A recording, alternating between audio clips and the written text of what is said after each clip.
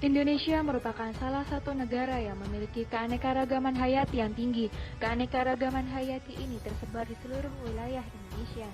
Dari berbagai sumber daya alam hayati yang beraneka ragam tersebut terdapat berbagai macam hewan atau satwa endemik Indonesia. Diperkirakan sebanyak 300.000 jenis satwa liar atau sekitar 17% satwa di dunia terdapat di Indonesia. Walaupun luas Indonesia hanya 1,3% dari luas daratan dunia, Indonesia nomor 1 dalam hal kekayaan mamalia, sebanyak 515 jenis mamalia, dan menjadi habitat lebih dari 1.539 jenis burung. Sebanyak 45% ikan di dunia hidup di Indonesia.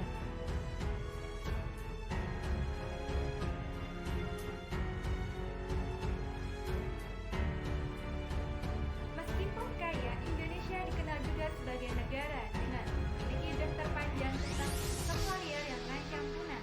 Saat ini jumlah jenis satwa liar Indonesia yang terancam punah menurut IUCN adalah 184 jenis mamalia, 119 jenis burung, 32 jenis reptil, 32 jenis amfibi, dan 140 jenis lainnya. Total spesies satwa Indonesia yang terancam punah dengan status kritis ada 69 spesies. Kategori endangered ada 197 spesies dan kategori rentan ada 539 spesies.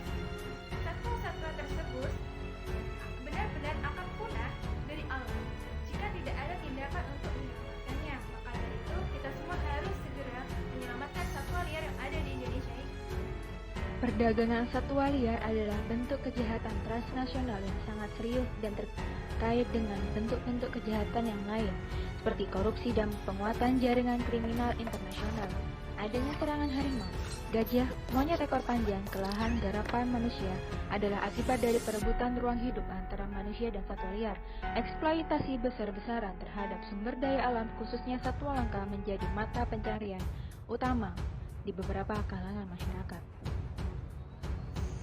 Indonesia sudah memiliki aturan untuk melindungi satwa liar melalui Undang-Undang Nomor 5 Tahun 1990, UU Konservasi Hayati, beserta peraturan tuturannya.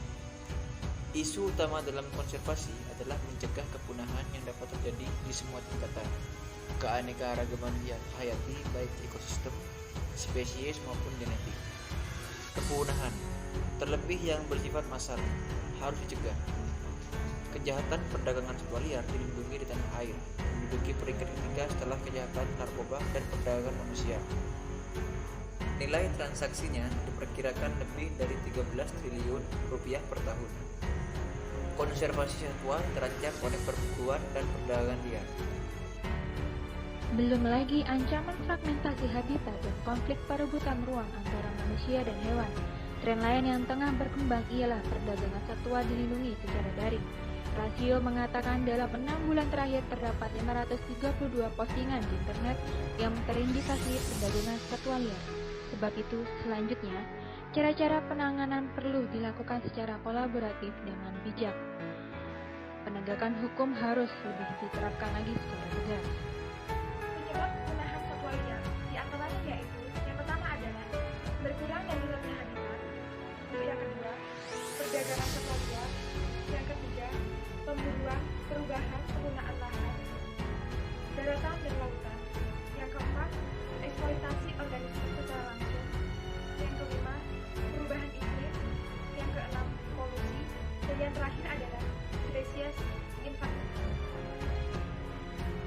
Berkurangnya luas hutan menjadi faktor penting penyebab terancam punahnya satwa liar di Indonesia. Karena hutan menjadi habitat utama bagi satwa liar daratan Indonesia, pada tahun 1950-an dilaporkan sekitar 84% berupa hutan, sekitar 162 juta hektar. Namun, kini pemerintah menyebutkan bahwa luas hutan di Indonesia sekitar 138 juta hektar. Namun, berbagai pihak menyebutkan data yang berbeda bahwa luas hutan Indonesia kini tidak lebih dari 120 hektar. Perdagangan satwa liar menjadi ancaman serius bagi pelestarian satwa di Indonesia. Lebih dari 95% satwa yang dijual di pasar adalah hasil tangkapan dari alam, bukan hasil penangkaran.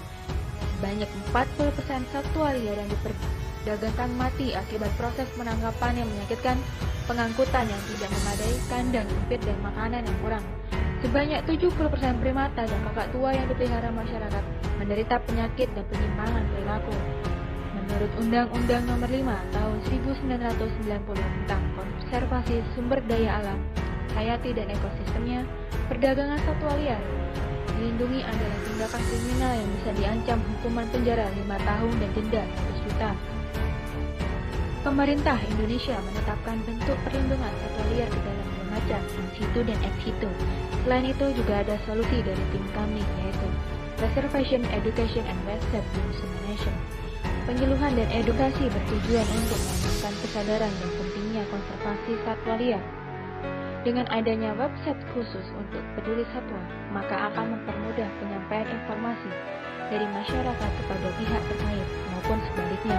Isi dari website tersebut yaitu macam-macam satwa di Indonesia, macam-macam satwa dilindungi, satwa yang telah punah di Indonesia, pentingnya konservasi, cara perlindungan terhadap satwa, kolom penemuan satwa baru yang bisa diisi masyarakat apabila menemukannya, kolom penemuan satwa langka yang dapat diisi masyarakat, kolom penemuan tindakan tidak terpuji terhadap satwa yang dapat diisi masyarakat.